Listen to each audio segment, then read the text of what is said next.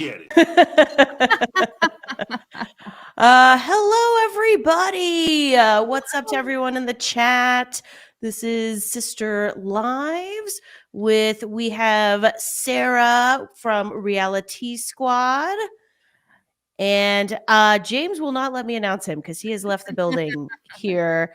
Though, if you came here early, we do apologize. Yeah, we're still figuring out some tech issues here. So hoping James gets back in soon. Today we are discussing some, again, there's so many early epic episodes, but today we're doing the first Christmas episodes that the show ever does. Mm-hmm. This is season 2, episodes 7 and 8. And here is James. There we go. What's going on? How you doing, James? Doing well. Ooh. I just wanted to address one comment. Share Bear said, is anyone following Cody's nephew on TikTok? I am. I'm going to have a video on what he's been talking about tomorrow. But I had a thought, you guys. What if they opened up like Sister Wives? Like, because obviously the show's going to have to pivot. And, you know, we saw like some of Christine's siblings. What if we started seeing like extended family on the show? If like Robin and Cody aren't participating or only here and there, how would you guys receive that? Uh, That just popped into my mind like 2 minutes before we came on there. Go ahead, James. Well, I think it would have to be interesting. Like, I just don't think that there's enough meat on the bone for the fandom to just watch people because they're loosely associated with the Brown family. Like, it has to be, and I think that to a point, like, we tune into the show because roughly the show is about polygamy. So the question is, are they going to transition the show away from the idea or concept of the big family and try to move it to individual stories, in which case it becomes a completely different show. And I'm not sure where their fortunes lie in that. You know what I mean? Mm-hmm. Like, sometimes it works. Like, you have MTV to switch from a music platform that they don't do music videos anymore. They do like reality shows and production shows, but they don't hardly do music anymore. So some studios can pull it off, but I don't know if the Brown family fan base is really strong enough, or if the interest is there for them to watch other people. Mm-hmm. Yeah, well said, James. Well said. And glad to have you back on the stream with your guitar behind you. I do expect you to do an electronic version of the Brown the show's theme song. It would just be 2 notes. It would be like do do do do do do do do. Yeah, right. Anything horror genre will work. Okay. First Christmas episodes of the show. Very memorable episodes. Them renting this cabin. Mm-hmm. I don't know. What did you think of these 2 episodes as a whole? Good episodes? Medium? Bad? This is where I can see TLC kind of having that hard conversation. Do we continue this show or do we just let it go? You know, because there were interesting points in it per usual, especially if you put it in the scope of where we are now to looking back at it. Mm-hmm. I think it's interesting to see where they were to where they are now. But at the time, it's kind of like watching them out there just frolic in the snow and having a good time and pretend like they're evading the police. Like, it kind of gave me that the Garrick, I used to be a gang leader vibe. Like, you are not a criminal. ATK, what's up? All thugging all the time. Like, come on, man. That sounds like a phone playing. That doesn't sound like a criminal organization that we should all be in fear of. Like, you know what I mean? Yeah, you're right. I said they're the Christmas episodes, but really they're like what number, like 4 or 5 in their build up to, like, I don't know, exaggerating or pretending or whatever they're doing. Like, am I crazy? Is this the episode where, the first one in 7, like a cop turns around in Mary's driveway, and it's like a plot line in the episode. Yeah. Right. Are you serious? Yeah.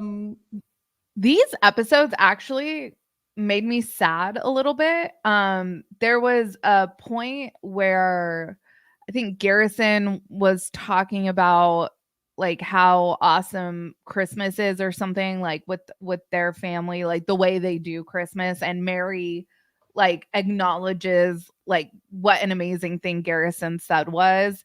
I forget what he said in particular, but that I was like, oh, that was a little like to the chest, you know. And then also just how focused on this sibling gift exchange. We got a lot of them focused on that, and to know that that ultimately is kind of the catalyst for total destruction come season 18, it's like, oh man, like this is real sad, guys. Yeah. Well, Oh, go ahead, James. just something I noticed was when Mary went out and she noticed that the police were outside her house, and she said, I saw the cops. I was washing my dishes and I saw the police pull into my driveway. And I thought, oh no, it's going down, son. And then the cops turn around, they pull out the driveway. And then Mary, being the established criminal that she is, decides to walk out and find out where the cops went. Like that's the first thing you don't do. Like, where'd they go? Like that's like the lady in the horror movie. Like, I heard a noise in the basement. I'm gonna go check it out. Well, I guess we won't be seeing you in the sequel. Like, No, you know James. what I mean? Like, so, what do you think everybody in Oklahoma does when there's a tornado? We run out to the front porch. I want to see the tornado. It's like, I want to see the whirlwind. No, I think Mary would like Karen, the non-emergency cop line, and just be like, excuse me, like a cop just turned is this in any way to do with the fact that we're polygamous? Like, are you guys coming after us? I mean, we're breaking the law, committing felonies. And I just want to know if the police are here for us yet. Like, yeah. She's like, I dialed 311, but they blocked me. So now I just have to dial 911. Right. Yeah, can I speak to your manager? That would have been awesome. That would have been awesome. Well, before we get into they kind of go back and forth, both of these episodes, between, it's like two parallel plot lines that are like, to me, poorly weaved together, but I guess because everybody's sad at Christmas, they have to explain why everybody's sad at Christmas.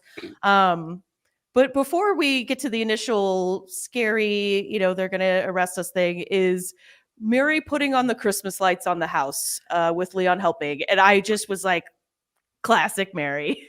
If that doesn't speak to Cody's lack of just anything, he's not giving dad, he's not giving, like, not even for your kids would you get up on the roof and put up some Christmas lights, like, right. Not even for your wife. Like, you look like a straight up loser, dude. Like, I'm sorry. Well, it gets real bad if one of them go down. Like, if one of them come off the roof, then you look like an asshole in the emergency room. Well, where were you? Well, I was watching the game. But at the same time, in fairness, and I hate to be this guy, but in fairness to Cody, if you're leaving, do you really have to? Is it that important for you to decorate the house?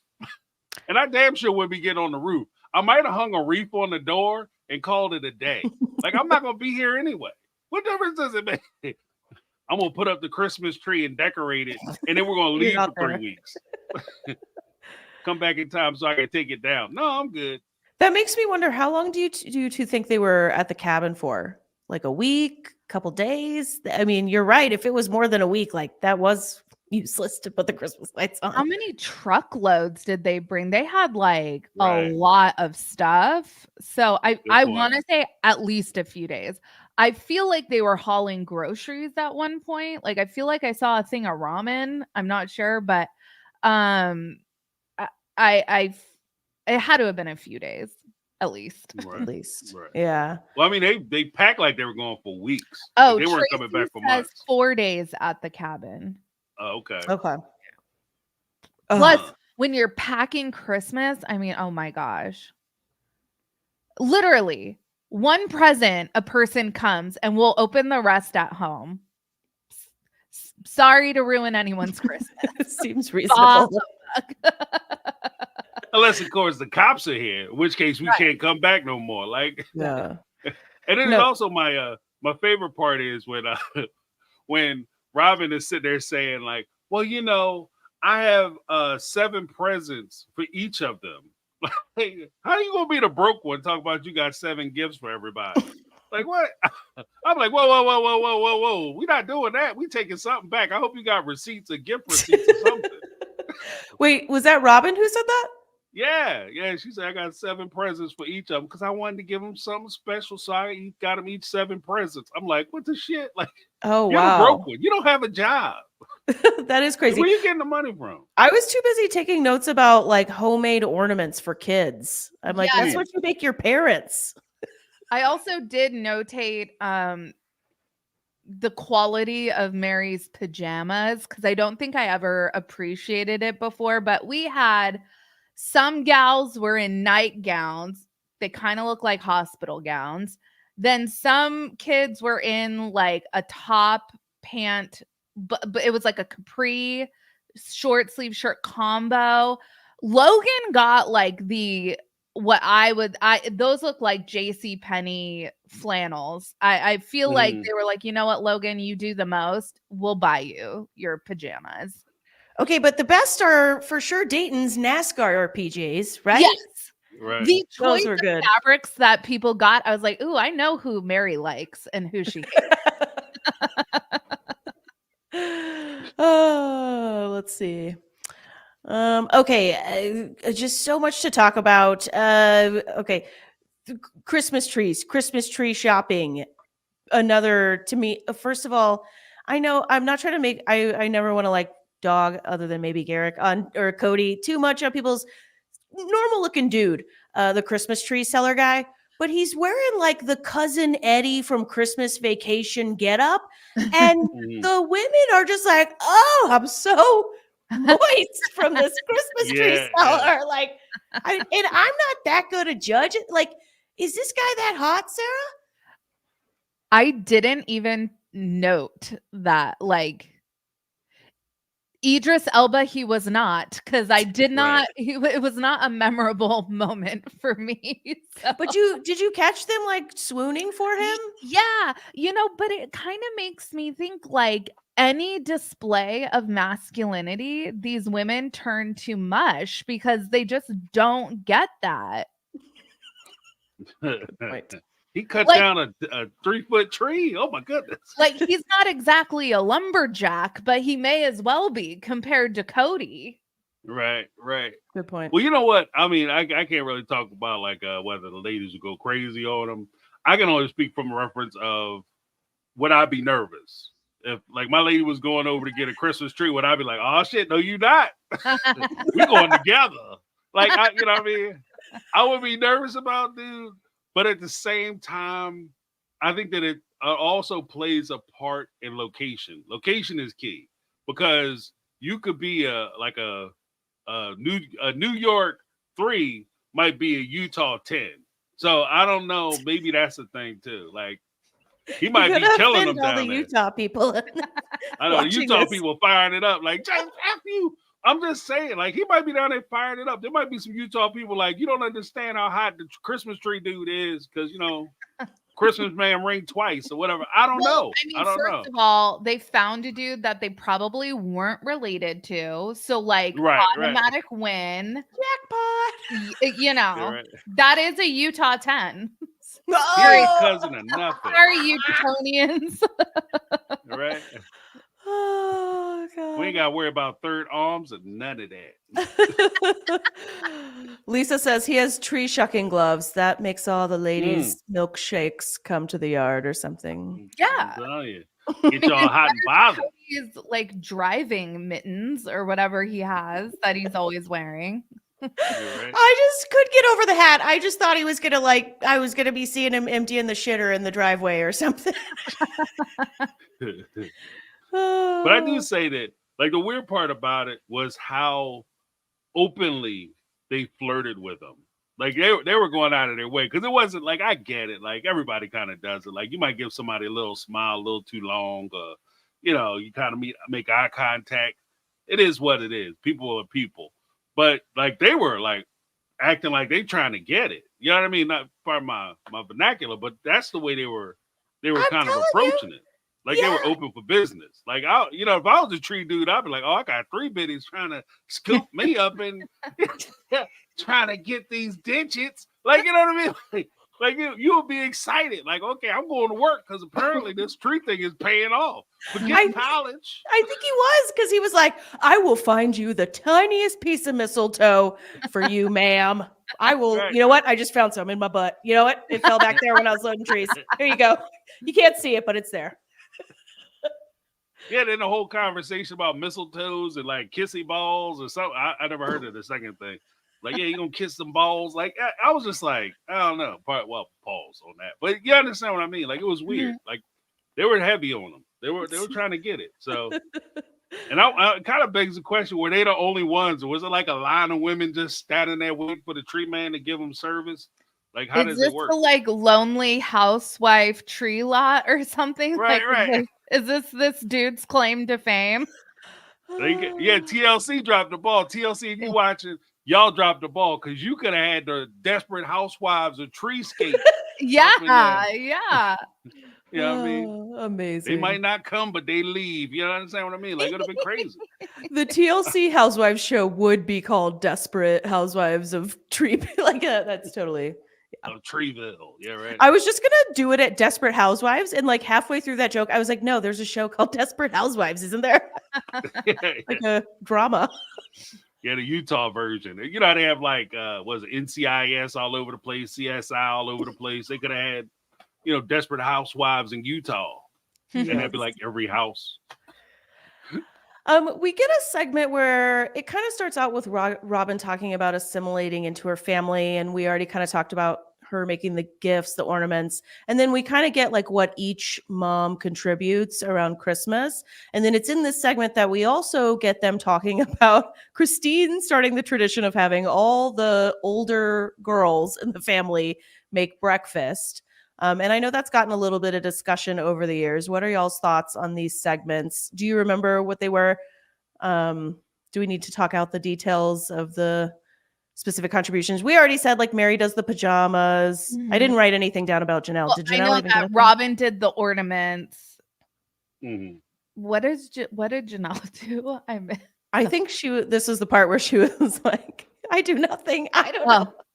Christine was Janelle was like, "No." I paid a mortgage. Yeah.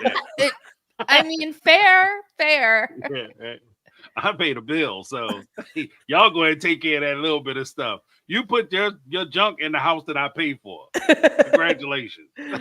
Good point. Yeah, I think that. Well, I will say this. We didn't have I don't have any girl siblings, so I don't have a sister. I do have a brother, and my mother had insisted that both my brother and I learn to cook because boys have to eat too. Yeah. You know what I mean? And so in a weird way, we saw like the first episode where Logan would get up and make breakfast for the girls. Maybe Logan was getting a break. That's why they don't do the oldest boys, because he's already cooking every day. So why is he what's the difference on Christmas? I got to cook on Christmas too. I'm already cooking throughout the year for the younger siblings. But if anything, boys need to learn to cook too. There's nothing wrong with the kids as a unit making food for the family and kind of crossing those, I guess, gender lines or whatever. But I mean, I guess that's their way of trying to stay old fashioned, but it's a little played out. And it's all about survival, baby, because like my mom said, James, it's a new world. You ain't going to find a woman who's going to work a full day and come home and cook you a meal. So you need to learn to cook for yourself, player. Come on in and get it. So that's just the way we did it. Now I pretty much cook in my house. Like, you know what I mean? That's awesome. Nice. Yeah. Are you the cook in your family, Sarah? Yes. Why did you laugh? James just did this whole spiel about how the man could be the cook. So my husband is the cleaner. He does the dishes. He cleans he is far more organized than I am. But I am very particular about laundry and cooking. So it's kind of like he knows, like, just to back away from those. Because, like, he'll offer because I'll be like, oh my God, there's so much laundry to do. And he'll be like, do you want me to do? I'm like, no. Like, why do you hate me? Speaking of, Christian M says nobody wants teenage boys cooking for them. Y'all ever watched one? They will straight up scratch their butt and touch toast. No thanks. Oh man, somebody's got to stick up for the teenage boys here. Not in my house. Fair. Not my house. But I'll say this: like, I have a rule. Like, as far as my house is concerned, like I have just a general rule. Whatever you're good at, you do that thing. If you're good at cooking, if you're honest with yourself, be like, you know what, you make delicious food. I make charcoal. Then that person who makes delicious food gets to cook. We all have our gifts. Yeah. If you're good at cleaning, and then knock it out, player. Everyone can learn to scrub a dish. So like not all of us are gifted with like cooking. I mean, I can follow a recipe. I'm no like Gordon Ramsay or anything, but like I firmly believe anybody could learn to scrub a dish. Oh, totally. Right. Totally. Well, if you can eat off it, you can scrub it. So yes, everybody can contribute. Agreed. So as they're packing up, as we mentioned before, there's like Janelle calls it enough for an army. Christine and Cody get in a fight on camera, and I'm trying to find my place in my notes, but I was like pretty offended at the way Cody treated Christine. I remember, he says, "I don't like you right now," and I know that for a while. I feel like I heard other couples would like say that out loud in public. I don't like you right now. But I just watching this scene, it felt so mean. What? You don't like her? She's your wife. Like, you're saying this in front of the kids? What did you two think of this? It's so obvious to me that but it wasn't obvious to me back then, but it's so obvious looking back with like 2024 hindsight that he harbors this animosity towards Christine that is so unfair. It's like anything that goes wrong in his day, it's like Christine's fault. And it's wildly disproportional to what, like, I mean, not that she deserves any of it, but like, okay, if she like genuinely did something that like pissed him off, okay, like have that conversation. But it just seems always blown way out of proportion for what is actually the issue. Right. Yeah. Did they say in the scene? Oh, sorry. Go ahead, James. No. Go ahead. I was just going to wonder, did you two notice in the scene what does the camera show? I just remember from like last week when they're pissed off. Oh, he gets pissed off because Christine didn't have the boys shovel Robin's walkway when Christine has one son. So was she supposed to round up Janelle's kids too? And it seemed like, why is she bearing the brunt of you getting frustrated that your sons didn't do this when she's only had one of your sons? Right.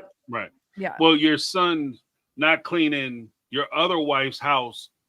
Like, so he got mad at Christine in that episode. He was mad at Christine for not having his sons, let's call it what it is, his sons clean his other wife's house who just walked past him. So he could have looked at Robin and said, Robin, where the boys at? They should have been out here cleaning the house up, because you as a mom and authority, you could have called over to Janelle's house and had them shake their asses over here and clean this up instead of me out here slipping and sliding. That's what I'd have said. I'm out here slipping and sliding, about to bust my ass in the snow. And where they at? In the house drinking hot cocoa. This is bullshit. Like, but what the argument was, from what I recall, what the comment was that Christine had said, he had asked Christine, where is Mary and Janelle? And Christine, being snarky, said, I don't know. Maybe I should read their minds. I haven't learned how to do that yet, which isn't a bad joke. You know, it's not, because she could have said so much worse. Like, let me say, you know what I mean? Let me stand up, see if if they're up my ass or whatever, because I have no idea where they are. What are you asking me for? You know, it's not my turn to watch them. Like, I get that. Like, there's a whole litany of things that she could have said that she didn't say. And he got all bent out of shape about her making that comment. But I think a lot of it isn't necessarily the comment that she made that had him all upset. I think the reason why he's upset with Christine in particular is because she resisted Robin coming into the family so strongly. And because she's going against something that he wants, all of a sudden you're trying to derail the whole family. How am I derailing a family that I'm a part of, you jackass? Like, you know what I mean? I've been here. Like, I've been doing work. I've been putting, like, this is the gang. Like, you know what I mean? Like, this is that Garrett gang. I've been doing work for the organization this whole time. Now you going to turn your back on me for the new booty. Like, what are we doing? You know what I mean? That's not, where's the loyalty at? And especially, ironically, he talks about loyalty in seasons 16, 17, and 18, about nobody being loyal. This is a sign of loyalty. If you turn your back on people who've been riding with you the whole time, and then all of a sudden you get a new friend and you lose touch with all your old friends who put you in that position where you can make that new friend, then you have no loyalty. Just saying. That's a good point. I surely this must have been said before, if anything by you, James, but like, yeah, he harps so much on loyalty. What about the loyalty to his like original wives that he had for what was it, like 15 years before Robin came into the picture? No, it was like 20 years, wasn't it? I don't know. It's 16. He was married to Christine for 16 years before Robin came into the family. So I guess married 19 years because I think they were together. You don't got any loyalty to Mary? Oh yeah, because season 1 is they're celebrating their 20th anniversary. Yep. Right. Mary and Cody. Yeah, Cody is such a hypocrite and projecting hardcore in his last few seasons. Good point, James. Mm-hmm. And also kind of related to the point you just made, I did take note. I was super annoyed when they cut to a confessional, and the previous episodes we watch are talking about how great Cody handles the responsibility. He's like super dad. And in this episode, we have Robin standing up for Cody in confessional about how, he has so much weight on his shoulders with all the 16 kids, and he's just got so much pressure and he should be allowed to lead. I mean, that's kind of later, I think. But anyways, I was like annoyed with Robin during this segment. Yeah, I think I know what you're talking about. It was Christine. So Christine is like saying the quiet part out loud. I feel like she's kind of taking it on the chin for what Mary and Janelle are also feeling. None of the kids want to move. Chris and probably Mary and Janelle don't want to move either, but nobody is saying that except for Christine. She's sitting there being like, oh, you just like are so happy to like pick up and move the kids and all this stuff. And, Robin's there like shaking her head like, no. He's such a good guy. He's such a good dad. And it's like, hold it, new girl. Nobody rang your buzzer. Right. And I think that there's also a point too, when they were talking about moving, clearly Robin isn't as invested in the Lehigh house as the other wives because she just showed up. She don't even live in the damn house. She live around the corner. Right. Like, so it doesn't matter to her that, okay, we're going to move to Vegas around the corner from my dad. We just happen to be going to Vegas, but we could go to Montana, Wyoming, or any one of the other places where polygamists live. We just going to go to the place where there aren't any polygamists anywhere around. But, we'll put that aside. Except for my dad. Right, except for my dad. You know what I mean? My dad and my mom. And my dad prefers my mom, so I guess you'll figure that out. But even with that being said, like when Christine makes that point, Robin, like to Amanda's point, Robin takes it upon herself because Christine was saying how tough this decision is for all of them and how much weight is on all of the wives' shoulders. All the adults are bearing this brunt of this decision and what they're going to do and how they're going to deal with the kids, et cetera, et cetera, et cetera.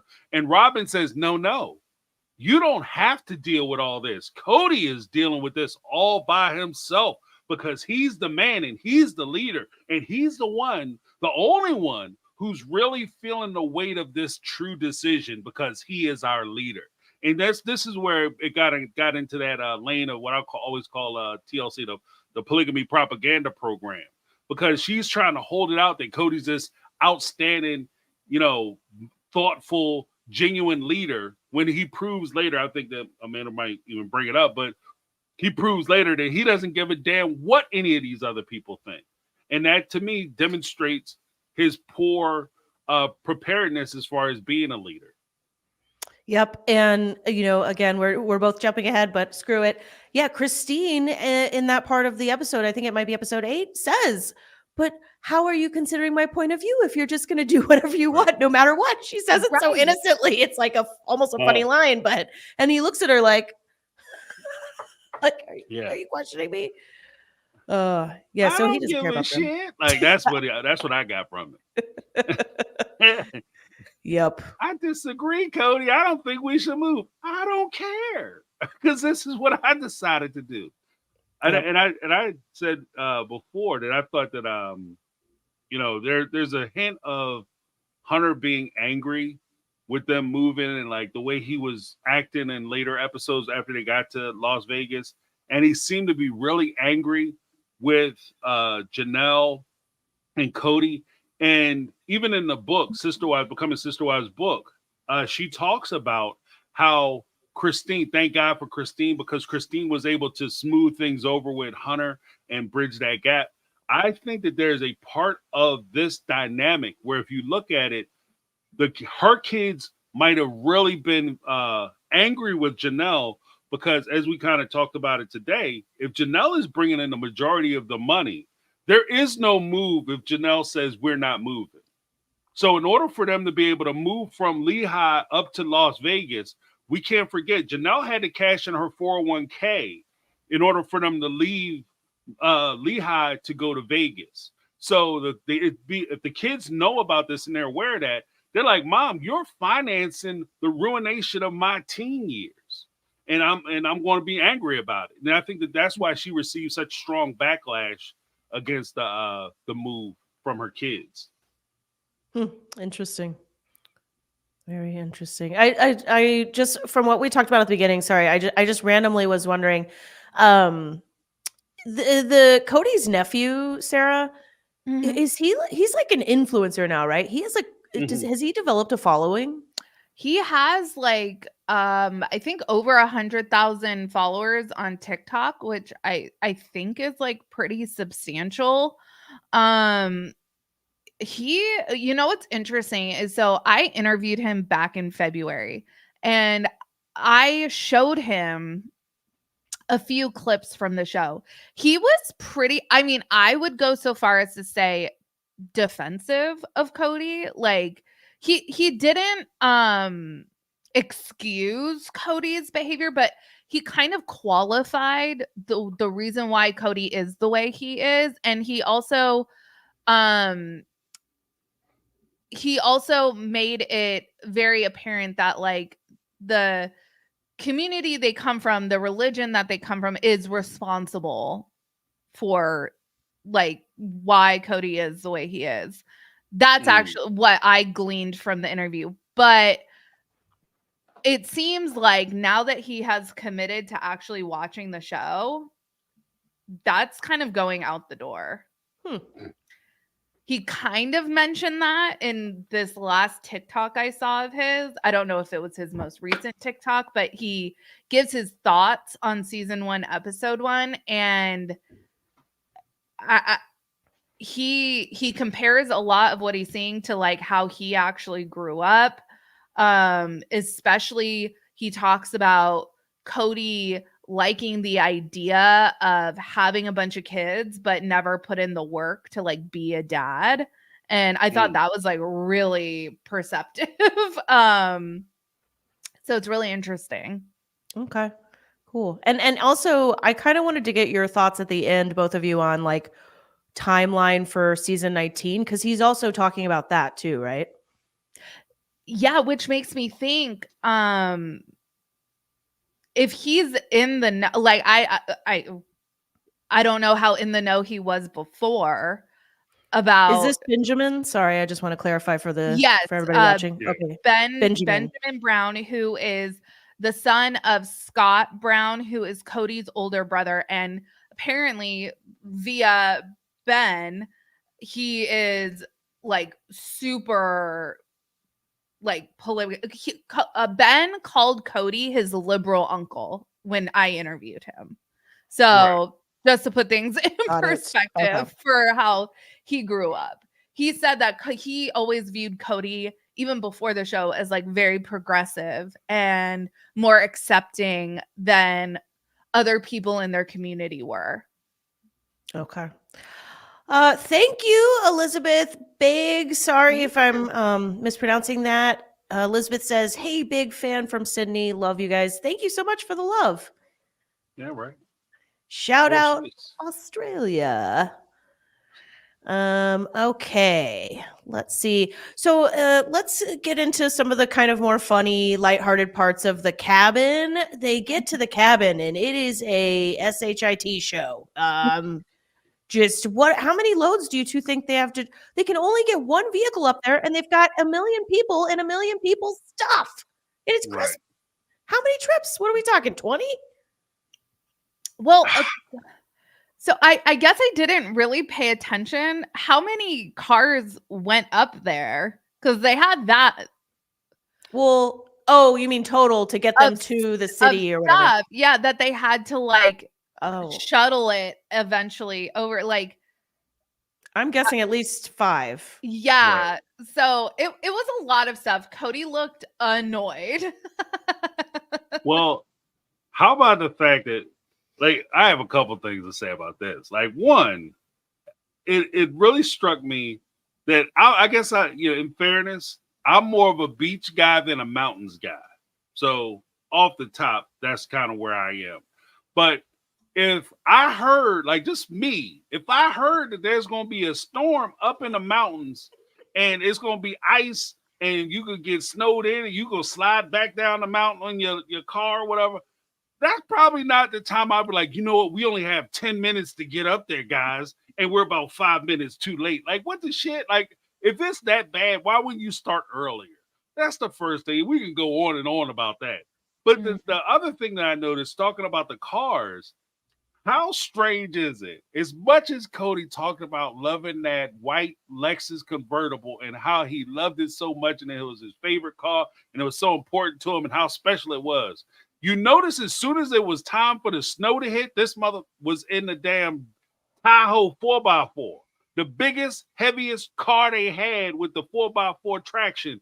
And he left his wives and his kids to drive in the 2 rear-wheel drive called Death Machine. I have a car like that. I had a sports car like, no, well, not like the Lexus, but I had a Camaro that was very similar. And I'm telling you right now, great car if it's a clear, sunny day. They drive like shit if you are driving on snow, ice, or rain. They're just horrible cars. Camaros, Mustangs, any rear-wheel drive, especially if they have a lot of power in the back. Like you're fishtailing all over the place.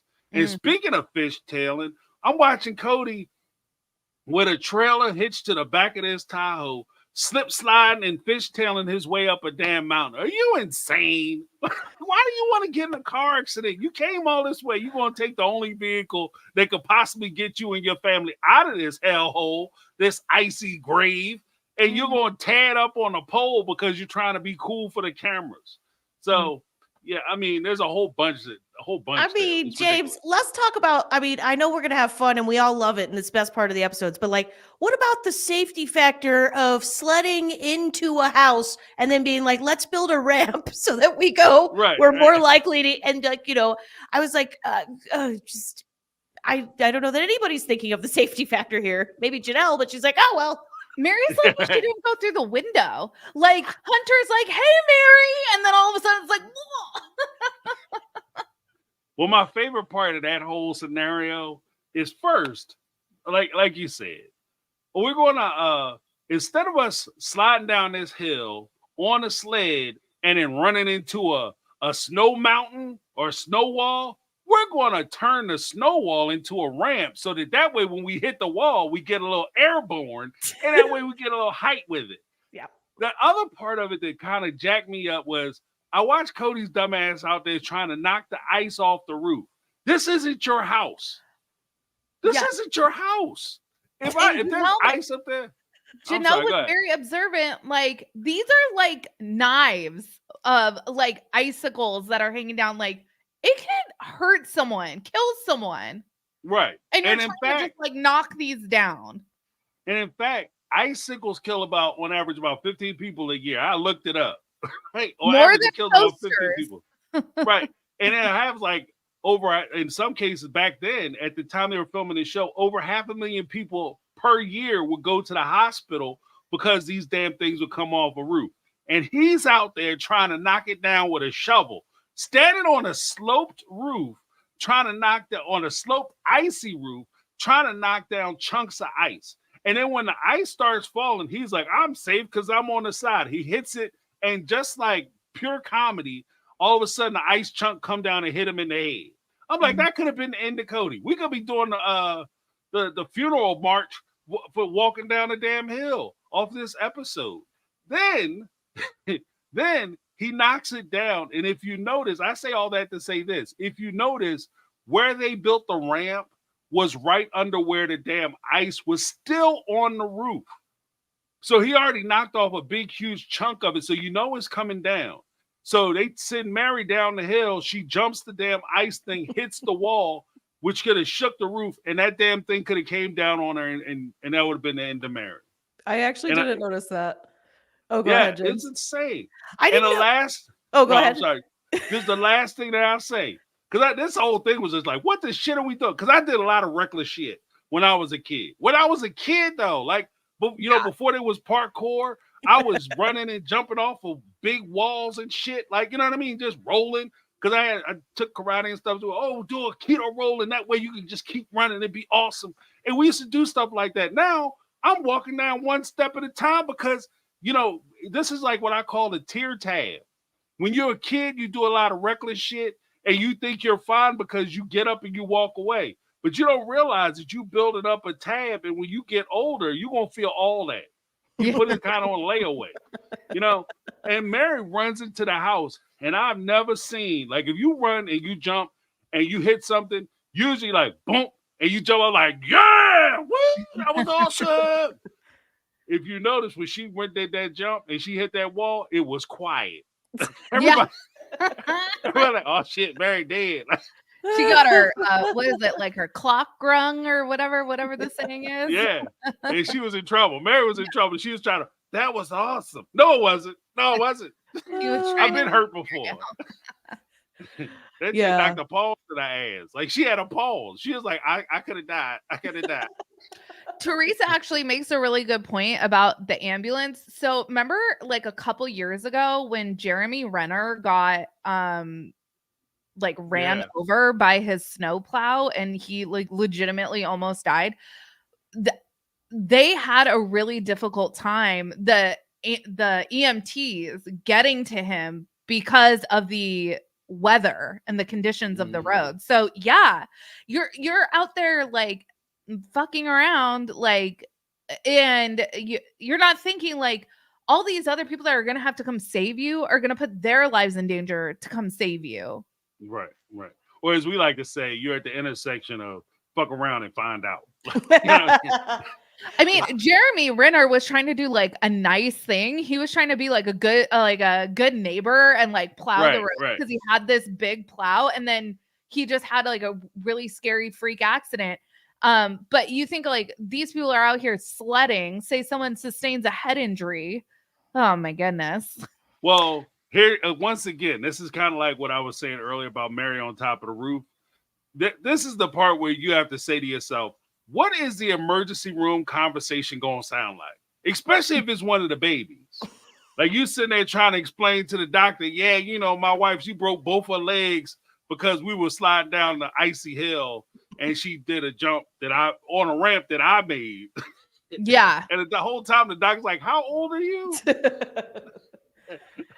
Yeah, you would think it would have been not Cody's idea, but actually that matches him. Everything we know about him, right? We go back a little bit to the topic for so that the teens can talk to us in a confessional. We go back to the moving topic, and I took note that Logan literally says, "I've got a lot of loose ends to tie up." This kid had to grow up way before. He just turned 30. Right. Wow. This kid has been a parent since he was like 10 years old. Like, it's so sad. Yeah. And he was like so serious. He's like, I have a lot of loose ends. And I believed him. And I was like, that's so sad. Yeah. Right. Yeah, he was talking like he had to close down businesses. Yeah. He had to put Yeah. his affairs in order. What affairs does he have at like 15 years old? Seriously. Well, yeah. We get Robin saying, quote, I felt like I was in Christine and Mary's kitchen. And then she says, I should assert myself more. And then I wrote for my own narration, well, she would go on to literally never stop asserting herself. Yeah. Right. In all Well, in all aspects except for, I don't know if Robin ever cooked a meal. Wasn't she in charge of like the pickle tray or something? Like condiments? Like when they were doing the turkey last season or whatever season it was with the savory turkey and then Mary's turkey, she was saying how she's usually in charge of like condiments or something. Yeah, it was Right, something right. like that. Yeah. Well, because even with that, there was like some rumor that that turkey was bought. Like that turkey was store bought. You know how they make the turkeys or whatever. So she didn't even make the damn turkey. And my wife had noticed that because I was watching it earlier, that she said when the ladies were in there cooking and Christine's pulling out a whole turkey that she made from scratch or whatever, and Mary's in there doing something, Janelle's in there doing whatever Janelle doing. She's like, I pay the bills. And I pay my bills. My bills is paid. And she said that Robin was standing there. All she did was open up a jar, sit it down, and she just walked around the kitchen. And Relish tray, yeah. yeah, right. And I figured, yeah, right. That's my shoe. And I figured that like when push him down and shove, she said that I didn't want to stop asserting myself. Well, I figured that she looked at it and she said, well, I could assert myself in the kitchen, but why stop in the kitchen when I could have the house? And that's what she did. She took the houses. Yep. Did you two catch around this time in the episode, we're now in episode 8, that Janelle reveals in confessional she has been labeled lazy by somebody in the family?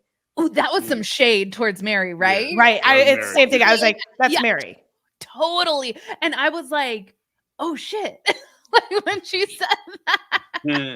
Because What are we doing? it was the 5 of them on the couch, and I was like getting my popcorn ready because I'm like, how's Mary gonna react?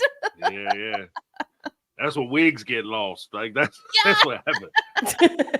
Like, oh, let me put my sneakers on because I see now we gonna have to do some work. Got my work boots in the truck. These little clues are there.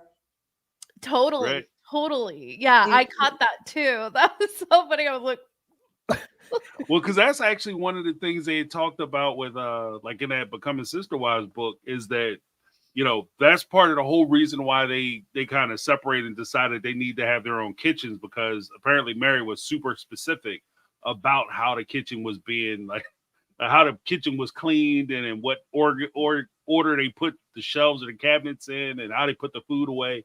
So yeah, I think she was like, it was definitely a shot towards Mary, because I didn't really hear that Christine was having that much of a problem, because she even came out and said, I really enjoyed cooking with everybody and us all working together in the kitchen. And then Mary kind of rolled her eyes. And Cody said, yeah, we need a bigger kitchen. Like, yeah, you need a lot of things. So. yeah. Yeah, Mary also was like vehemently defending Christine about the two, like, because initially Robin says, oh, it was Mary and Christine's kitchen. I felt like I was in their kitchen. And Mary, I thought, kind of defended that. So I think Mary is like, yeah, it's my kitchen. I will run it the way I want, even against Robin. Right. I feel like the one thing I appreciate about Mary is Mary's always been very open about her particularness. Is that a word? Particularity? I don't know. Yeah. Help me out here, chat. Don't judge my lack of grammar. She's been pretty transparent. Like probably because like if she tried to put on a front, nobody would like defend her on it. So she's like, yeah, I like things a certain way. Lizzie says eccentricity, peculiarity. That's a hard word. Wow. It's a word. Particularness. Oh, there. Yeah, I think that's a word. Yeah. Okay. Sometimes you just don't know until you're like playing words with friends and you're like, sweet. Right. It's a word. Some people would refer to it as persnickety. Yes. Yes. Shadow Ratter. Somehow that's easier to say too, persnickety. Mm-hmm. Yeah, some people call it that. Some other people just call it an asshole. Like, Oh!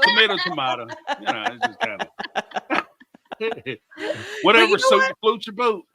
Somebody in the chat was saying this earlier. Mary is totally the funnest one in these episodes and in other episodes sometimes.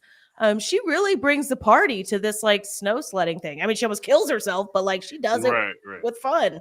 I think she also I know that like certain kids have a problem with Mary, but she also seems to genuinely like be about like the kids. And and on the other hand, she also expects good behavior out of the kids, because I know we ultimately see her disciplining the kids. I think she expected to be able to mother all of the kids like she would Leon, Mm-hmm. Yep. Agreed. Okay, so it's Christmas Eve. Speaking of Mary, we get a fashion show from all the pajamas she made. I think we've already said this before, but watching this back, knowing, Sarah, you brought it up about, because in the morning we're going to just go right into them doing their gift exchange and opening those presents. It is really different watching this, knowing there's going to be drama that comes up in the future from the sibling gift exchange. Yeah. It's really different watching this, knowing that like, really what's happening is like these Robin coming into the family, maybe not necessarily, even if you don't blame Robin personally, but these traditions really are like, we're watching them about to get pushed to the back. Mm-hmm. And so it is interesting watching this episode, because even though they're in this just ungodly small cabin and they're all sick as dogs, we haven't even talked about that. Like they were all sick, getting each other sick, gross. COVID is going around and it hadn't even been invented yet. Yeah. But everyone's just like a petri dish of polygamous, like but even in the midst of that, they do seem to have like a loving Christmas celebration.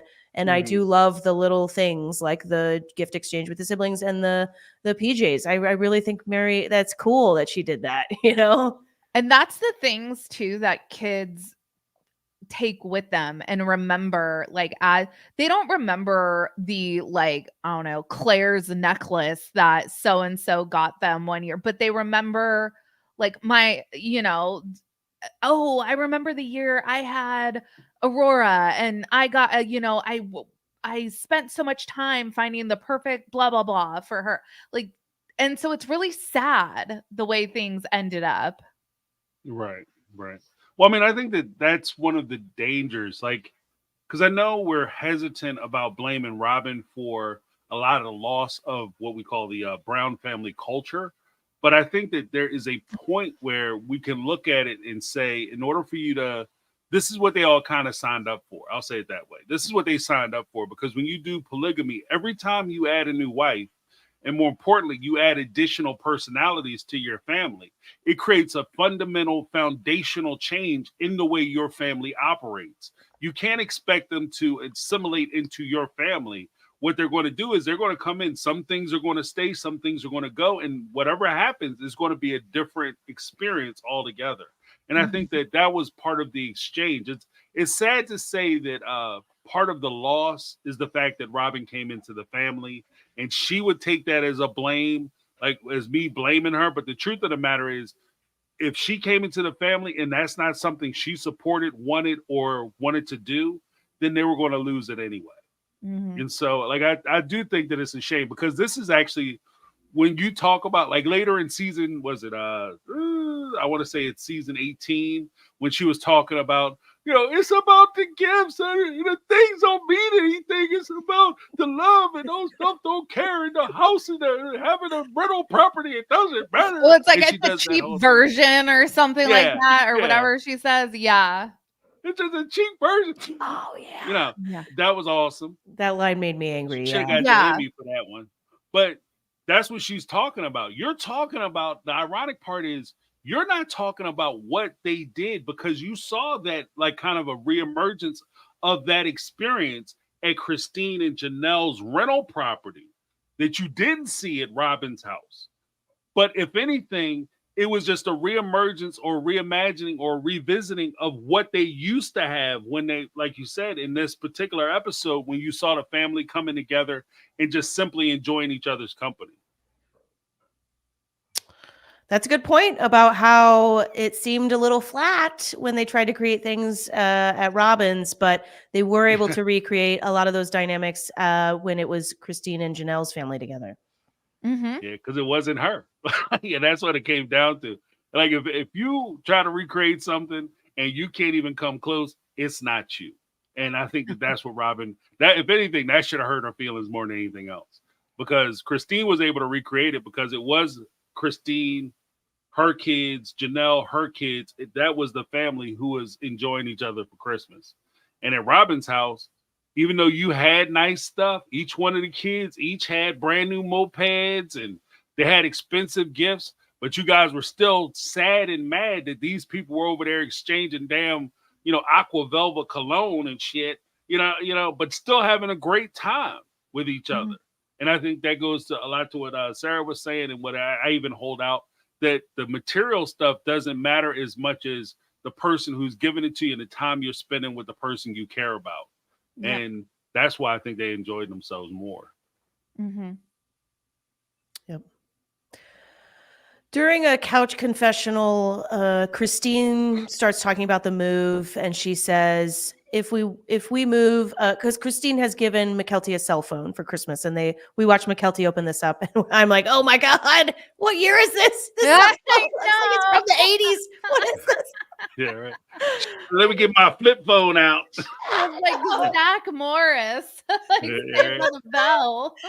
I haven't seen a phone like that in forever. Isn't it crazy how much technology has progressed in like not that long of a time, in like the last 10 years, really? Yeah. Yep. So she's talking about this. Christine says, if we move, I want McKelty to be able to have a phone to talk to her friends. And Cody sort of takes his time and he turns to Christine and he says, in my opinion, condescendingly, "Are you still confused about us moving?" Yes. Why is he such a dick? Yeah, I think he despises Christine. Yes. Like, do you not understand the police are looking for us? That's awesome. Asshole. But I think that he's trying to ham it up, but I think that the move was something that, like, because Christine kind of hit on it earlier when she said that, is this something we have to do, or are you just anxious to move somewhere else? Because again, like, when they were reforming a family, I think that he's trying to move somewhere else because he's trying to incorporate Robin into the family, and he doesn't want to incorporate her into the old life. He wants to create a new life with her. And so he wants to create that new memory.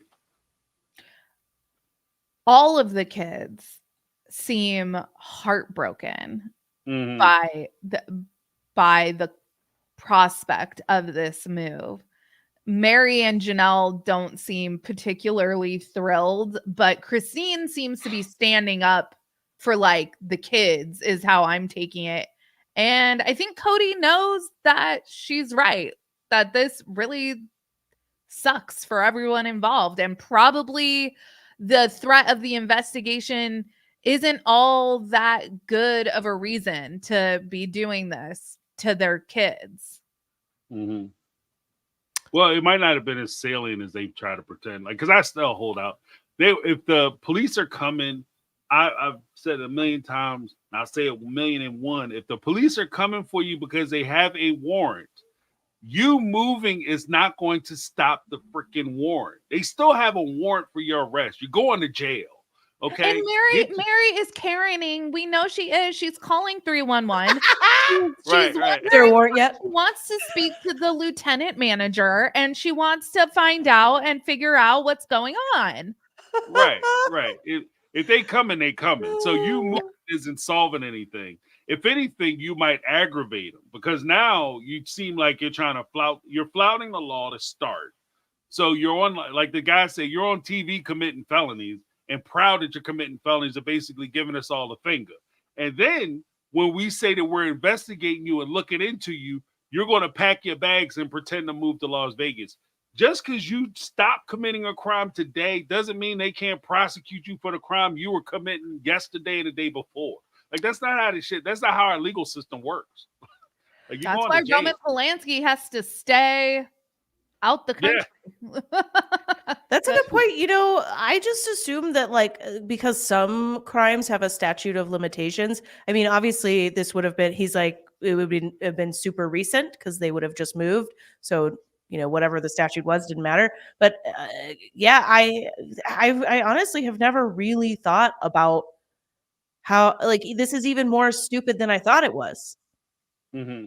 Yeah. Mm-hmm. And the whole thing about having like their own lawyer in the Browns Out of High, whatever the first episode of season 2 was, say they're not prosecuting polygamists unless you're also taking child brides and doing stuff like that, committing fraud, like tax fraud and stuff, which I know some of their finances are kind of murky and whatever, but like Cody's not off marrying a 14-year-old. Like, they're not gonna really get down on him for that. They're not gonna break up the family, which is what all these kids, Logan feeling like he has to tie up loose ends because, you know, Savannah has parent-teacher conferences next week, and like he's worried the family's gonna get torn apart.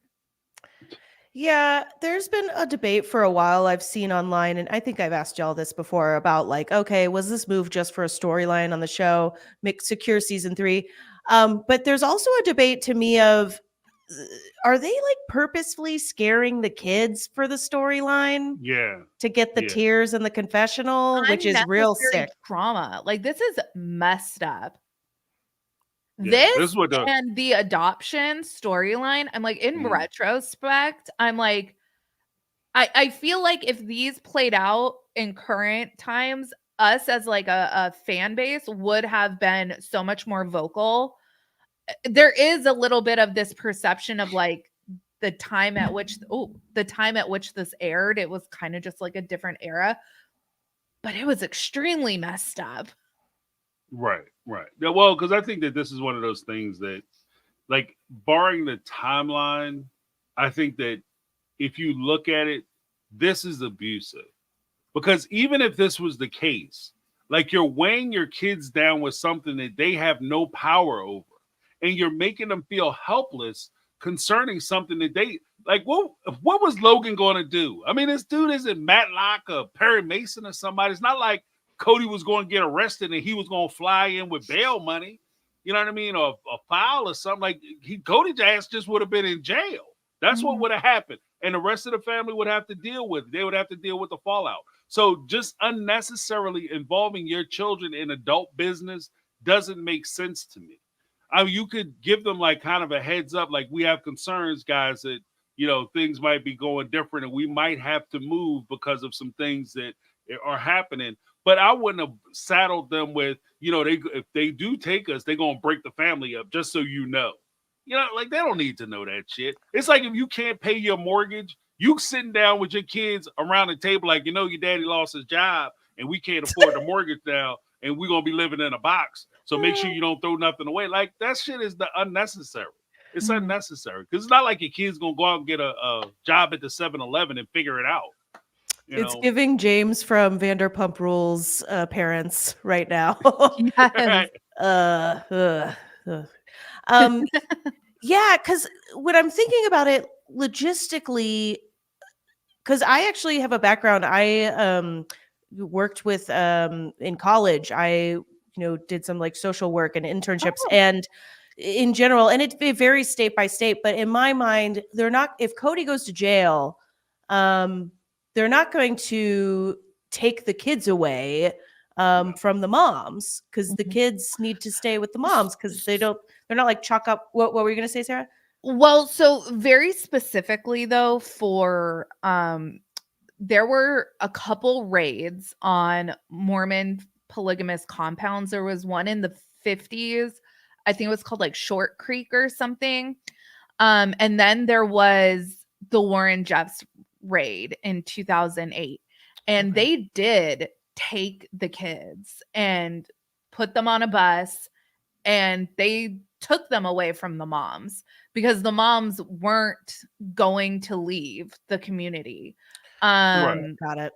It was so, there's so much. There was but that's a little essay different. going on, Yeah. right? Like, Yeah. So there's like a whole conversation to be had about like the government overreach in these situations that led to like Ruby Ridge and Waco and stuff, like maybe good intentions going terribly, terribly awry when like you just lay the hammer down as opposed to like trying to mitigate the circumstance. but they were like having child brides, right? Like this is not Right. anything close in the to the Warren Browns. Jeff situation. Yeah. Warren Jeffs was like impregnating 13-year-olds or 12-year-olds. Like, yeah, the government absolutely had an interest in getting the kids out of that situation. But on the flip side, you were ripping children away from their mother. So it's a very nuanced situation. But that is what Christine is operating on the assumption, because Christine lived through that kind of, sort of, because Well, I she think heard the story about her grandparents. Right, exactly. And I don't know if her grandparents were involved in the Short Creek raid. That was a pretty like news making raid that happened in, I think it was like the 50s. And the Child Bride of Short Creek, and also movie with Diane Lane. Okay. It was, the situation was very nuanced, but the Mormon fundamental polygamists taught these kids to be scared of being ripped apart from their family. Like, someone finds out, this is what's going to happen. And they pointed to like the 2 cases in history where that happened. Meanwhile, there's thousands of polygamists just living their lives. Nothing's happening, but like this happened. And so that will happen to you if you tell someone. Right. But that becomes I think that's more in the realm of an irrational fear, because in those particular cases, there were felonies that were occurring, which directly impacted the safety and security of the children, which would have, if you're a monogamous, forget polygamy. If you're a monogamous and you are actively involved with, you could be messing around, have pictures in your computer at home, and you have a raid at your house. And if they find anything involving minors in those photographs that's inappropriate, you will lose custody of your children. Full stop. The government will step in and take your kids. And you will have, if you have any contact with those children, it'll be extremely limited. And in most cases, you will have zero contact with those kids.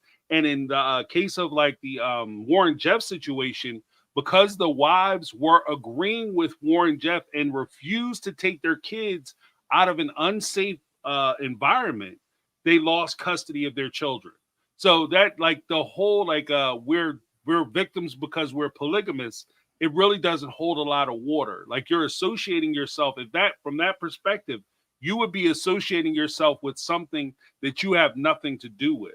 And you aren't in that same bucket. Like, I'm not a millionaire, so I don't have to worry about, embezzling $10 million from my family or whatever.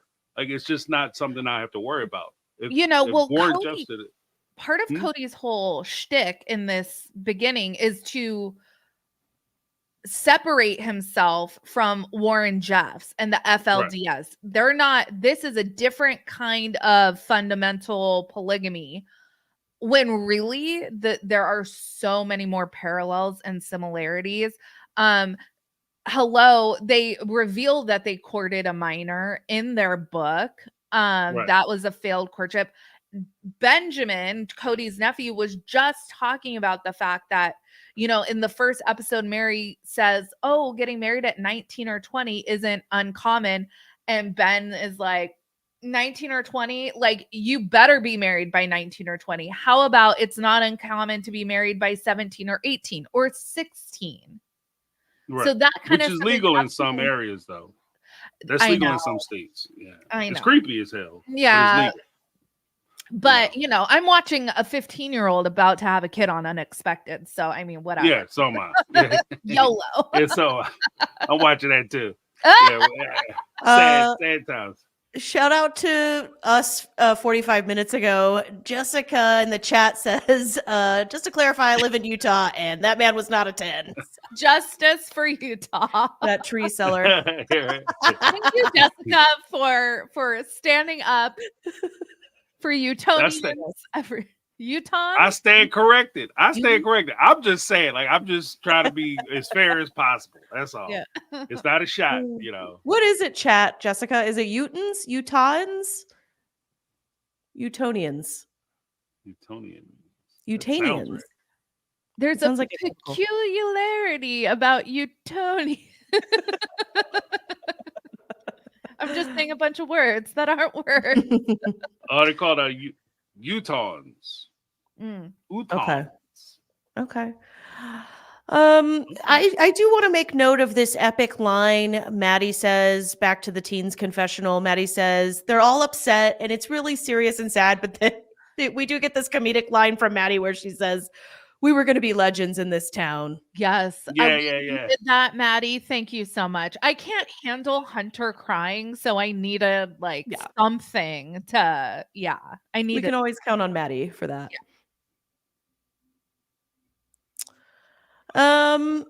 James, did we ever discuss that moment you had said you thought we were going to go over? Oh, with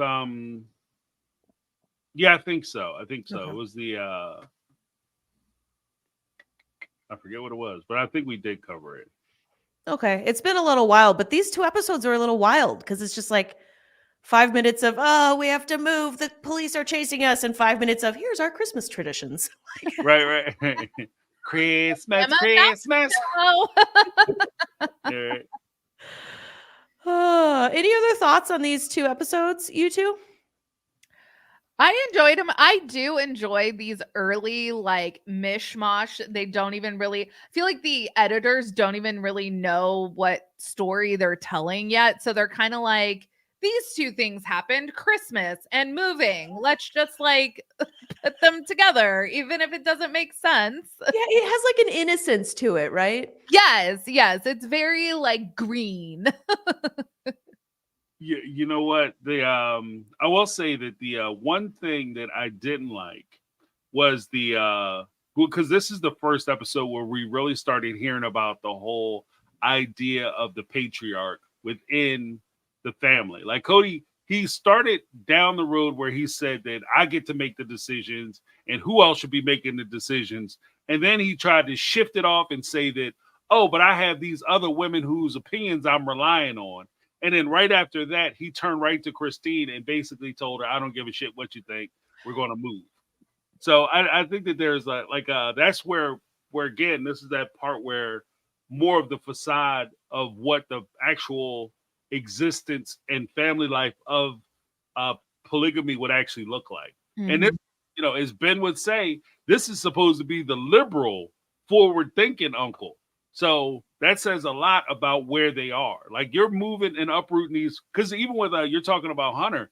In Hunter's case, who is probably the most vocal about the impact of what's happening to him and at the time Leon were very vocal about how this move was going to affect them. They broke these children. They broke them. Like Hunter was broken, and it tore them apart when you moved them the way you did. Just because out of ego, I made a decision. And I don't give a damn what you think about it or how it's going to affect you, because this is what I want to do. And I think that was one of the things that, it really bothered me about how Cody approached it. Because if you have to move, it's something that you have to do. It's something you have to do.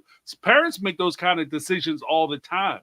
People grow up children of military personnel. So kids, there are kids out there that know what it's like to not have roots planted anywhere. Right. But this is so unnecessary and it seemed cruel. Right. Well, and just the approach of it, the nature of it is cruel, but the fact that you don't sit your kids down and explain it to them and talk to them, aside from I'm scared because your daddy going to jail. You don't want your daddy to go to jail, do you? So we have Right. to ruin your life so that we can protect my life. Exactly. Right, kids?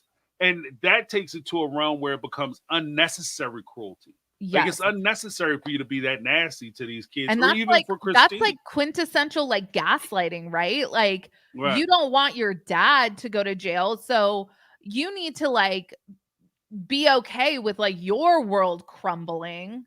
Because that's what was happening to these kids, especially like you said, Leon and Hunter were both, they had like, Leon was felt very safe in their school that they were at. And from what we know, Leon had a hard time in other schools. So you're just going to rip them out of a situation where they felt safe? That and then Hunter had all these activities and Maddie was going to be a legend, and it just she was going to be a legend. Right, we can be legends in this town. Come on. Speaking of Benjamin, I told you I wanted to talk about this. Benjamin is the one, he's been saying, and by the way, anybody watching, if you haven't checked out Sarah's interview with him, it's on your channel. Just maybe like search, or just it was like a month ago, February. If you search like Reality Squad Cody's nephew, it'll come up. Yeah, check that out. I was seeing that he was like talking about when season 19 was going to be back on the air. Did y'all see that? Yeah. No, he dropped August. Yep, August. Yeah. Which is like fairly broad, but it's something. Right. Which would coincide. So last season premiered in August. Season 17 premiered in September. So that tracks with how they've been doing the last couple seasons. Right. Okay. Well, the one thing I will say, and I guess this has been my standing complaint since the end of season 18, TLC, if you knew that you were going to roll this damn season out in August or September, why did you make us sit there during our holidays and cramp so much content over 2 weeks' time over the holidays for us to go the entire summer and spring with zero content from you guys? I know they should have done Christine's wedding special in like March, like end of February, March. But yeah, it was like over New Year's. It's like, okay. Right. Sorry, can't go out to celebrate Christmas. I got Sister Wives. Right. I got a Sister Lives to do. Like, what the shit? You're in a cult. You know what I mean? Like, you're in a cult. You know what? During the fall, I am in a cult. Okay. We're all a little bit of a cult. The fan base. It's all cultish. A little bit. Yeah, right. But that's the whole thing. Ooh, I like that. There you go. Nice. But they could have, because even with, I was hoping that if they would have did it that way, that they could have used the spring and summer, to do a two-part season where they released the parts where they would catch us up, and then the next season in August, September, they roll out the new season, and we're all caught up with all the, watching Christine date her new husband. I forget his name that fast. Ain't that a shame? David. David. I don't blame you, James. Right.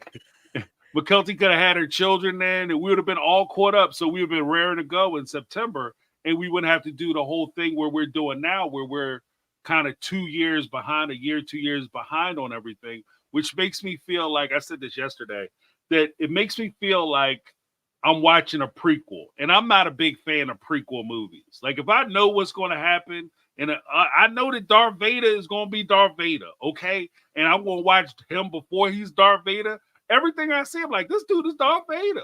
So, like, I don't want to do that for the Sister Wives or for reality TV. I know that McKelty has twins. I don't need to watch her have twins on. They're TV. About to be like 2. Yeah. They'll be going to high school when they start airing her, And then that's the thing too. So back in the day, and I've seen like these really valid criticisms online.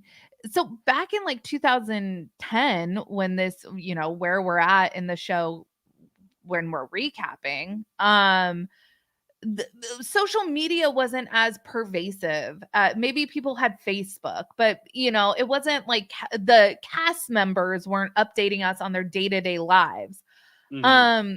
there are so many things they haven't even addressed on the show yet. They haven't addressed Leon's transition, except for Christine briefly, fleetingly mentioning it when she was mentioning who got invitations to her wedding. She said, I invited Leon.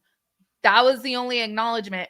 Last season, Leon was misgendered a couple times, and we gave grace to that because it was like, okay, well, at this point in the show, it hasn't happened. So there's a lot of life events that we know happen that aren't being addressed on the show. So yeah, it's frustrating as an audience to be so far behind. Right. They need to catch up, and they're cheap and they want to squeeze every last drop. It's just, I couldn't agree more. I was tired of it last season, and they're just going to be even further behind. Right. And I think that's a excellent point too, sir, with the with regard to, well, both Sarah and Amanda, but I think that like the idea that you can actually back yourself into an unnecessary controversy by doing that, by trying to squeeze it out, all of a sudden you find yourself in a situation where you're at war with a community because you're misgendering one of the people who are involved. And rightly or wrongly, it's happening. And we all know that they prefer to be called Leon, but you keep calling her Mariah, and you keep referring to her as a her and calling them by a dead name, calling them by their dead name. So you're backing your way into problems that are unnecessary for the show. And of course, it was it just so happened to be Robin that misgendered Leon. And everybody's like up in arms about Robin not being accepting and stuff. And then it was like, okay, let's take it back. Take like a step back. People correctly pointed out, like at this point in their filming, Leon had not announced their transition. So like, oh, okay, all right, we're putting our pitchforks away for a minute. Right. But, for now. Yes, but you're exactly right. It's like the network is causing this disconnect. Yeah, totally agree. They're putting themselves in not a good position, and we don't want it. We want to catch up. Like you said, the social media thing is, stop ignoring social media. Like these reality shows, they've got to acknowledge it exists. Yeah, and a lot of viewers don't trust the commentary unless they see it confirmed on the show, right? So like they'll be like, "Oh, I heard about Leon like being talked about," but until I hear them talk, like until I hear the parents talk about it or Leon themselves talk about it, I don't know what to believe. Yeah. And there's so many things like that it's like, okay, well, if you don't address it on the show, a certain segment of viewers are just not going to believe it. Yeah, that's true. I saw in the chat saying that season 19 has been officially announced, but I mean, we know that they're going to have a 19, but I don't see anything online about the date yet. Just a few articles about Benjamin talking about spoiling it. I don't know if. Yeah, I don't see anything like official, but I was trying to remember. They announced in July, they announced season 18. So probably within the next couple weeks, we'll have an announcement. That's a good, your memory is like so valuable, Sarah. like, dude, like, that's awesome. Good memory. It's like, with season 17, I noted in my brain how it was an odd choice to premiere a show on September 11th. For some reason, I just found that as like, okay, that's a choice. Yeah, exactly. That's a choice. Probably the wrong one. It's been like 20, however many years now, but like, I was like, okay. Well, let's be honest. Like the people watching this know about September 11th. Okay, you could have done the week before, the week after. I don't know. I'm just saying. Yeah, right. That is weird. Yeah. Do either of you have any more thoughts on the season 19 premiere or anything going on? I didn't mean to curb the discussion on what we want to see for season 19 earlier. Sarah mentioned, like, do we want to see more people added on? And I think James had said, like, I don't know. Like, I think I just want to see a good show, whatever it takes. Right. Don't bring me somebody I don't care about. If you're going to bring on somebody, Benjamin or whoever, make me care about him. I don't know how, but make what me. I'm gonna say is if someone's gonna come on and spill some tea about the culture, I'm Right. all for that. Like, but if it's gonna be, oh, putting a pretty bow on like a shit sandwich, like, no, I'm not interested in Right. that. Right. Well, I think that I will be as I think that a lot of both content creators and fans will be very hesitant to allow them to, do the whole polygamy propaganda thing again. Like, I don't think that they're going to sit around and let them tell us how awesome. Excuse me. And you Thank guys, you. Amanda has hit her hour 30 mark, so she'll be back Yeah, in just a second. she's going out, coming in. Yeah. But I think that we've reached that point where if they come in and they're going to reveal like something, you know what? All in all, Rubber wrote it. I think that if they come in, she's back. I think if they come in and they're being genuine people, then I'm open to it. If they're going to come in and they're basically going to do the money grab Cody Robin thing where they don't talk about anything, they try to isolate the fans, they try to create like this wall where they don't reveal anything about themselves, but they expect us to keep tuning in because they slapped the Sister Wives logo on it. I think they're going to lose a lot of people because that's what's happening with Cody and Robin. Like, you guys only want to talk about Christine and what a shitty person she is and what a terrible sister wife she is. And now Janelle, what a terrible person she is because she's aligned with Christine. But then as soon as you say, well, what's going on with you and Robin, Cody? Oh, I'm not talking about her. What's happening with you and Cody, Robin? Oh, I don't discuss Cody because it makes me sad. I need the sister wives to come and kiss my ass some more. Like, it's just, I'm past that portion of it. I get that people were upset, people were mad, people were in their feelings, but I really don't have any genuine interest in watching or revamping them talking about 3 seasons ago. Yeah. Like, that's just my take. The greatest crime in reality TV is to be boring. And Right. you are so right, James. I am so just tired of them they're just going to crap on the OGs. That's it. I'm tired. Right. Show me something different. Right. Like, I know you don't like them. Okay. That's why you're not together. Surprise. Like, nobody is it's not breaking news that you guys don't like each other. Yeah. There's not a whole lot of people running around that are in love with their exes. I mean, we're gonna have Christmas dinner together. No, not unless I can poison the turkey. Like, All right. Any other thoughts, you two? No. Okay, I think we can wrap it up with that. For me, go ahead, James. Oh, just want to give a quick shout out to the mods for helping us out. I don't know. I didn't mean to step on any toes. I just wanted to make sure I got it out. I have Rochelle J and Lizzie B holding it down for me on my fronts. So I have Kendra. I saw a couple. Oh, hey, Lizzie B coming in with the super. Oh, thank you. Thank you, Lizzie. Sorry, I didn't mean to disrupt you, Sarah. No, I noted. Usually Starcasm. I'm not sure. She might have been busy tonight. I'm not sure, but yeah, that's okay. Shout out to Starcasm, anyways. Yeah, what an awesome person. Yeah, thank you. Like triple duty too. Yeah, I know. She always logs in laundry. That's so awesome. Yeah. Thank you, Lizzie. Lizzie says, I'd like to see an episode with Christine's aunt.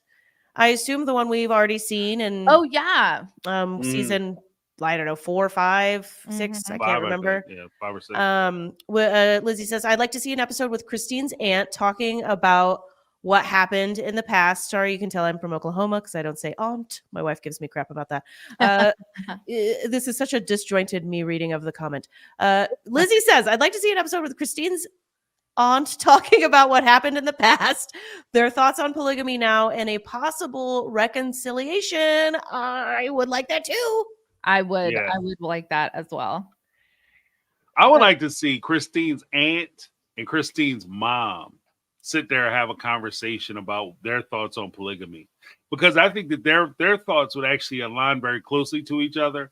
And I like to pull Christine in to give that, I took that position when I was younger, but now that I'm a little older, a little wiser, and I'm happily married to a man who is all mine, I've changed my position. Like that's what I want to see. Yeah, y'all, they just But need I to agree with hire you. us because I was like, that's an episode of the show.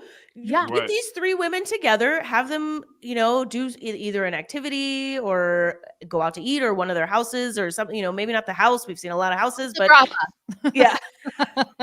Somebody Yeah, in the right. chat earlier was like, let's all order salsa brava. Yeah. But yeah, that would be a great idea, James. They need to hire you. Mhm. Yeah, right.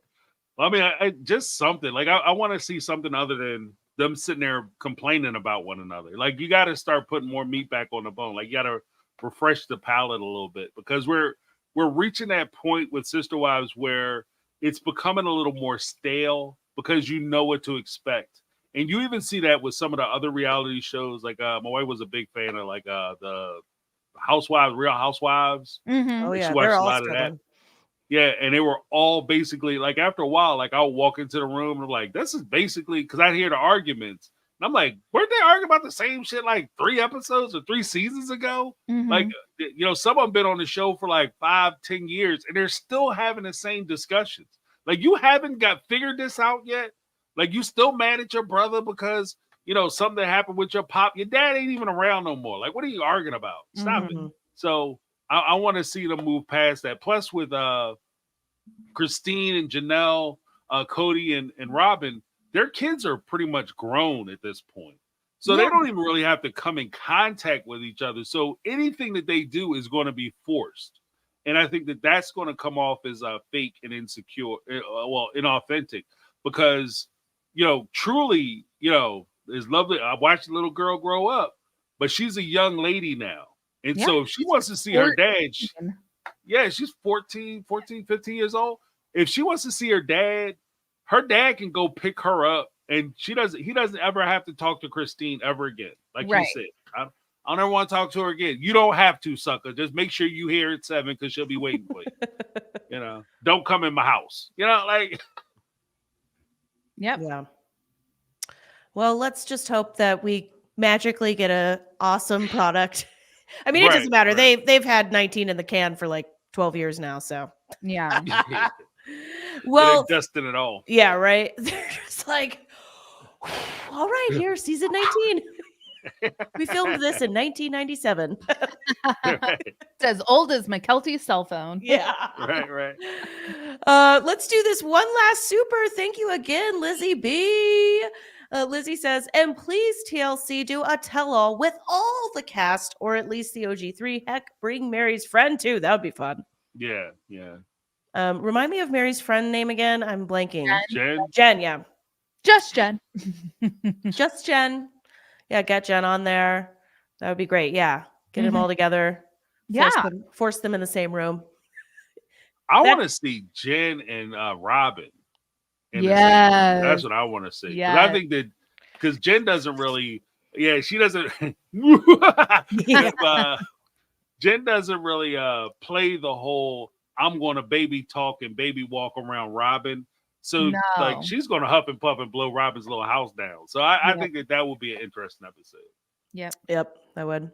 All right. Well, thank you everyone for coming and watching and supporting us in our rewatch. It is nice having the 2 episodes to talk about. Yes. The 2 short episodes. Yes. So we'll be back on Monday, same time, 7 Eastern, 6 p.m. Central. And everybody have a great week. And make sure you check out Sarah and James' channel. Y'all have something coming up video-wise? Yeah, I'm going to be talking more about what Ben has been talking about on his TikTok tomorrow. And you guys, Amanda, your last video was so hilarious. Thank you. Yeah. That was fun. Yeah. Yeah, I will be dropping some videos this week. I have to roll out a whole bunch because I've been slacking. Oh, hey, I feel you. I was like afraid to look at my comments for about 2 weeks. So Right. I was like, How are you? I'm sorry, everyone. Are you okay? Right. We did just get one last super. Thank you so much, Erica MF. Jerry, if they are all in the room. I don't get this. Somebody explain this to me. For Jerry Springer, like Jerry. Oh, Jerry, Yeah. Jerry. Throwback. Yes, that would be entertaining. I would like it. Yes. Love it. All right, everyone, have a great night. And Awesome. we will see you in our next respective videos, as I have stolen from Sarah. That's like cool how you say that. All right, see y'all. All right.